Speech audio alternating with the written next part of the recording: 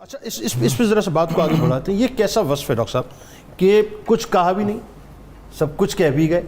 کمال یہ ہے کہ یہ بھی نہیں کہا کہ دل کی کیفیت بدل لیجئے, خود بخود دنوں کی کیفیت بدل جایا کرتی تھی. اچھا, مجدد الف ثانی رحمۃ اللہ علیہ نے جس انداز سے اصلاح امت کا کام کیا, ظاہر ہے وہ دور انتہائی شدید ترین دور تھا, وہ جو دین اکبر کا معاملہ تھا اس کا غلبہ.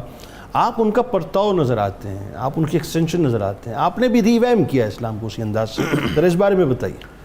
میرے خیال میں دو دوروں کے اگر آپس میں کچھ مماثلت بھی چیک کی جائے, جیسے وہاں ایک دین الہی کے نام پر ایک فتنہ پیدا کیا گیا, بالکل ٹھیک, اور حضرت مجدد الف ثانی سے احیاء اور تجدید کا کام لیا گیا. لگتا یہ ہے کہ یہاں بھی ایک فتنوں کی بھرمار ہے. درست. ایک تو وہ ختم نبوت کے نام پر فتنہ چل رہا ہے, اس کے علاوہ انگریزوں کے ظاہری قبضے کے بعد مسلمانوں کے ایمان کمزور ہو گئے, ان کی تہذیب کمزور ہو گئی, تو لہٰذا ایسے طاقتور ولی کی ضرورت تھی جو یہاں آ کر پھر اسلام کو ایک زندگی اور تابندگی دے اور اپنے وجود مبارک کی برکت دے. شاہ ولی اللہ محدث دہلوی رحمۃ اللہ لکھتے ہیں کہ نسبت یہ سلسلہ نقشبندیہ میں نسبت معرفت کا بڑا غلبہ ہوتا ہے. ٹھیک ہے. نسبت معرفت بنیادی طور پر اس کو کہتے ہیں کہ آپ اپنی روحانی طاقت سے اگلے کی روح پر ایمان کے زور پر اثر ڈال سکتے ہیں. تو آپ کے اثرات بہت زیادہ پڑتے تھے, اور آپ کا جو میتھڈ تھا تربیت کا وہ بڑا مثالی تھا.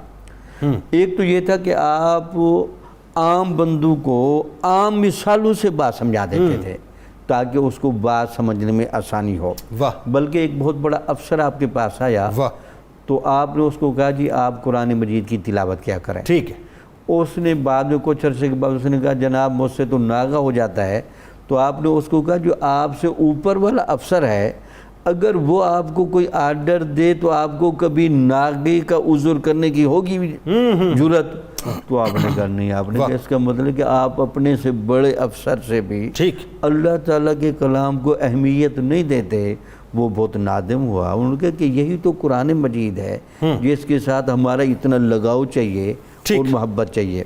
پھر سنت نبوی کے ساتھ جو آپ کا تعلق تھا اور آپ کا پیار و محبت تھا, بلکہ پیمانہ دیکھیں آپ کی عشق رسول کا اور محبت کا, کہ جو بھی آپ کو پہلے ملتا تو آپ کہتے ہیں کہ بڑے پیار و محبت کے ساتھ اس کے چہرے پر ہاتھ پھیرتے, اور ہاتھ پھیرنے کے بعد اس کی لہجہ کی وہ مقدار چیک کرتے تھے جو سنت کے مطابق ہے. سبحان اللہ. اور وہ کہتے تھے کہ اگر آپ یہ وہ شکل بھی نہیں اختیار کر سکتے, وہ لباس نہیں اختیار کر سکتے, اس طرح چل پھر نہیں سکتے, بیٹھ نہیں سکتے, حتیٰ کہ کھانے پر ہاتھ دھونا, کھانا کھاتے ہوئے اسی طریقے سے بیٹھنا, چھوٹی چھوٹی چیزوں کو سنت کے مطابق چیک کرتے تھے.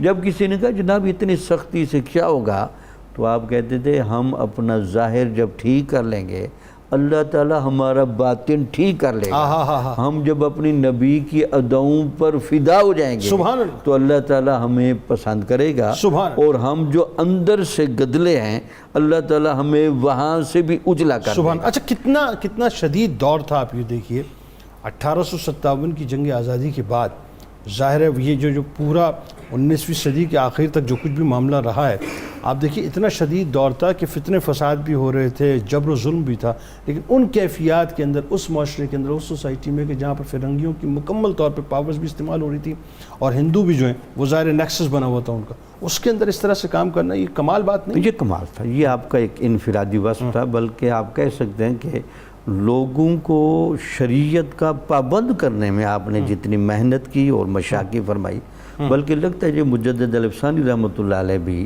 جس احیائی رنگ کے ساتھ نمودار ہوئے تھے, ان کا بھی یہی مقصد تھا کہ جتنے بھی فتنے آئیں گے, ایک تو ہے کہ آپ فتنوں کو کردار کے زور پر روکیں.